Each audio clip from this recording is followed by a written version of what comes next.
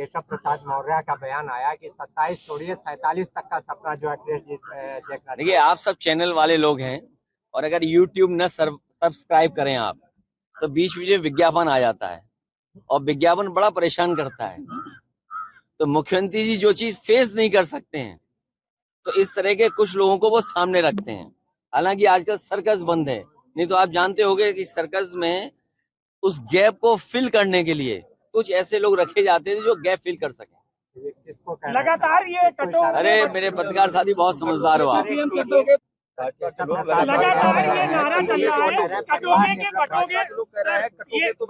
देखिए, ये पीडीए की ताकत से घबरा करके ये नारा निकाला गया है और ये किस लैब में तैयार हुआ है और सबसे सुटेबल व्यक्ति कौन हो सकता था, उसके लिए हमारे मुख्यमंत्री जी को आगे लाया गया। इस बार पीडीए लोगों को जोड़ेगा। पीडीए की बढ़ती हुई ताकत से बीजेपी घबराई हुई है, इसीलिए इस तरह के नारे दे रही है। बीजेपी के तमाम लोगों को धमका रहा है, पप्पू यादव को भी धमकाया है, बाबा सिद्दीकी की हत्या भी हो चुकी है। इससे भी महत्वपूर्ण बातें हम लोग सुन रहे हैं और बहुत इंटरनल सिक्योरिटी के लिए बड़े सवाल हैं कि कोई भी हवाई जहाज उड़ता है उसमें धमकी आ जाती है बम की। अभी तक तो हवाई जहाज में धमकी आ रही थी, अब और जगह भी धमकी मिल रही है।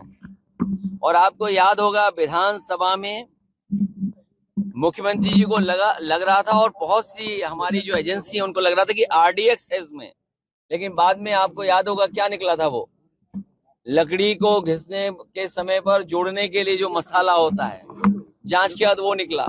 ये इंटरनल सिक्योरिटी, बॉर्डर सिक्योरिटी में बीजेपी असफल हुई है।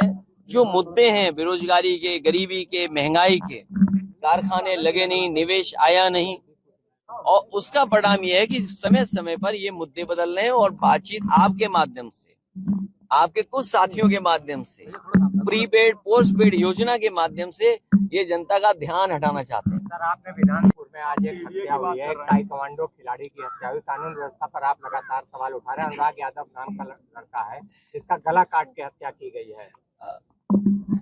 प्रशासन समय समय पे निष्पक्ष कार्रवाई करे। प्रशासन अगर जनता की सुनने लगे तो आज घटना जौनपुर में जो हुई है ऐसी घटना नहीं होती। प्रशासन और सरकार के लोग न्याय नहीं दे पा रहे, इसीलिए इस तरह की घटनाएं हो रही हैं।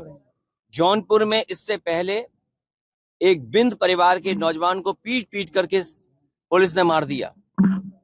उसी जौनपुर में पुजारी यादव की भी हत्या हुई। अभी कुछ दिन पहले लखनऊ में आपने देखा होगा मोहित पांडे की हत्या हुई। उससे पहले गौतम जो दलित समाज से नौजवान था उसकी हत्या हुई। तो ये कस्टोडियल डेथ और पुलिस मनमानी कर रही है। इतना करप्शन और भ्रष्टाचार कभी नहीं हुआ होगा जितना इस सरकार में हो रहा है। और बीजेपी वाले बचाने वाले लोग नहीं हैं, बीजेपी के लोग फंसाने वाले लोग हैं। ये लोगों को फंसाते हैं, बचाते नहीं है, फंसाते हैं।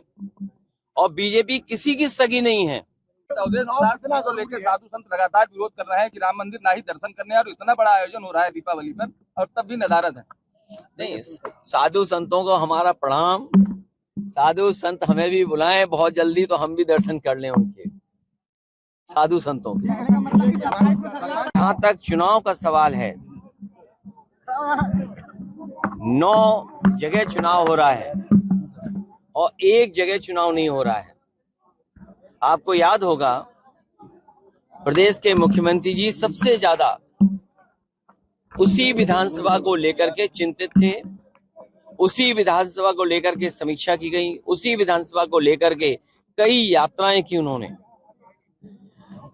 फैजाबाद, अयोध्या वो लगातार जाते रहे और जब इंटरनल सर्वे में उन्हें पता लगा कि भारतीय जनता पार्टी यहाँ जीत नहीं रही है, उन्होंने चुनाव टाल दिया। चुनाव नहीं टाला है, जनता के गुस्से का सामना नहीं कर पा रही बीजेपी, अपने आप को अपमान से बचाने का काम किया। ये हार का अपमान फिर उन्हें सहना पड़ता। 9 उपचुनाव जहां हो रहे हैं, भारतीय जनता पार्टी सरकार के अधिकारियों को आगे करके चुनाव लड़ रही है। बीएलओ, चुनाव से संबंधित अधिकारी, जिला अधिकारी,